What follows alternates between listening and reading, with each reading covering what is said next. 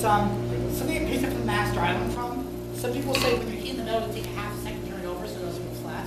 So instead of going, wait, keep your hammer going, hammer moving. It's actually kind of a bad habit. I don't love that habit. I picked up from friends of mine who are blacksmiths. Sorry, I didn't mean to put it in that.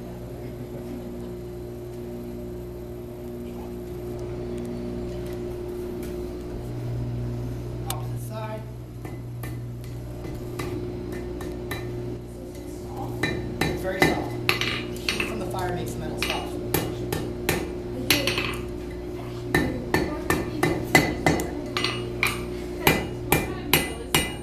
Mild steel.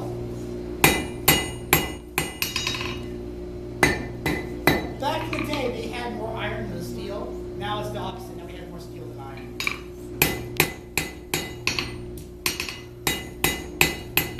So now, what I'm going to do is I'm going to heat the center here and twist it. Does anyone know why I twist? There's a very specific reason why I twist. Yes. Kind of like compact it. No, it's compact it. Make it stronger. To make it stronger, it makes it look pretty. That's why I twist it. You heat up the center and twist it by getting the center more. Taking it to my vise and locking it in and twisting it with my tongs. Now twisting is very hard to learn because if you twist it when the metal's too hot, it's going to break off. Twist when the metal's too cold, it's going to break off. You twist too hard, too severe, it's going to break off.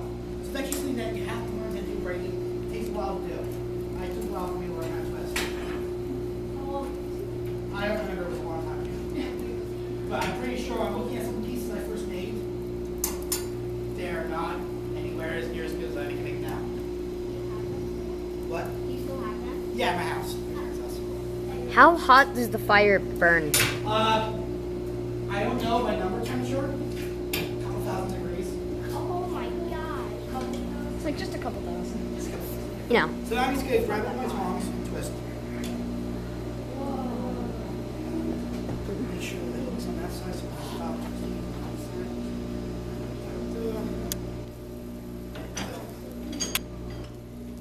Make sure it's straight. That's really My cool. wire brush. Get all the nasty bits off the slag and the coal. It's like sparking. No, the red's the color of the metal that's hot. The red won't come off, it'll cool off. It'll, yeah, So when it what happens cools if the metal one gets wet? I mean, when it gets wet outside, sorry. When it's cold, it's outside, it rusts. How do you prevent rust? not putting it outside. Not putting it outside, that's a good way to do it. Or you can paint it or put an oil paste and paint on it. So I have a very simple solution. I have dropped the beeswax here. I'm going to wipe the beeswax on the hot metal. It's going to melt off and give it a nice coating. That's so cool.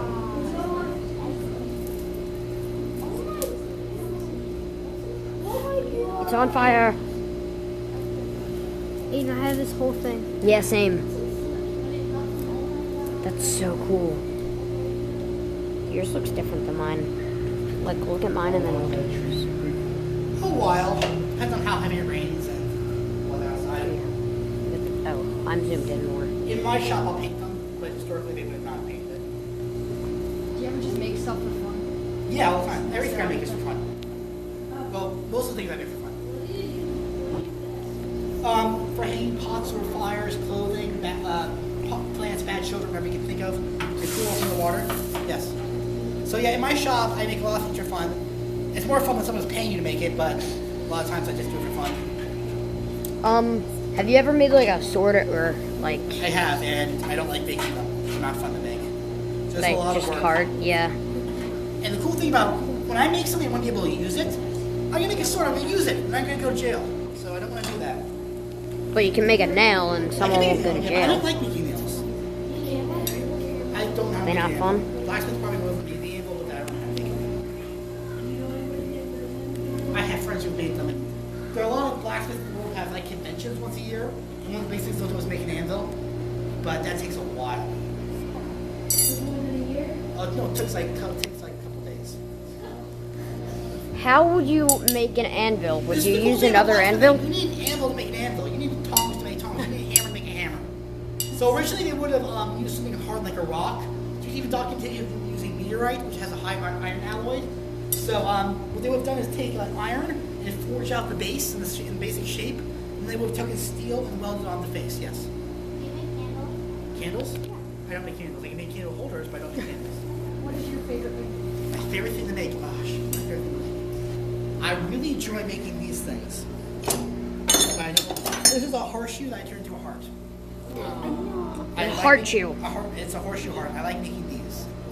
My friend taught me. I figured out. I saw a video on YouTube how to make one about a month ago, and I'm addicted to making these, which is good because I have a bunch of horseshoes someone gave me, and I don't know what to do with them. So here's the air, so you can pass it around. It's not hot, just wet. Not hot, just wet. It is so neat how quick that cools off after being so hot. While it's hot, take from my experience. You don't want to do that. That's smooth. I And know. twisty, not smooth. You know, it wasn't. It really wasn't. Have you ever lit your beard on fire? I've caught my beard on fire before, yes. I had a strand that was like really long and I didn't realize it was. What was Yes. the longest thing you ever made? That depends on like how long it took me to make. Yeah. That depends on my skill level and how old I was and my experience and what it was. The most recent thing it took me forever to make was this hammer. 10 hours. This took 10 hours to make. 10 hours to make this hammer. And afterwards I couldn't move for 3 days. Just a lot of I actually used I used this hammer to make this hammer. That was a lot of work, yes. Well, have you ever made like an anvil before? No, I've never made an anvil before. There's no really reason for me to make an anvil. You have a lot of anvils. They have 4 here. I have 3 at my shop at home. What? Not anymore. For the last 200 years, Blacksmiths haven't been shooting horses, but back in the day they would. Back in this time period they would. Now it's farriers that do horsemen. And farriers don't even make horseshoes anymore. They buy them pre-made, they heat them up and shape them to size.